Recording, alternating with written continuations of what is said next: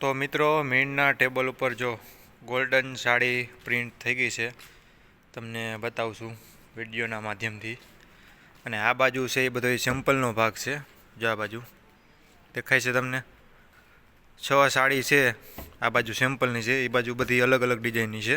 આ સાડી પાસ થઈ જાય પછી જે આ ટેબલ ઉપર તમને દેખાય છે ગોલ્ડન સાડી, એ રીતે બધી છાપવાની થાય.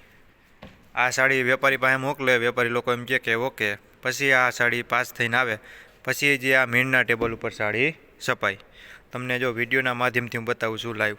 અત્યારે જો આ ગોલ્ડન કલરની સાડી છે, પ્રિન્ટ થઈ ગઈ છે. અને આપણે કાપડ જોઈ લઈ.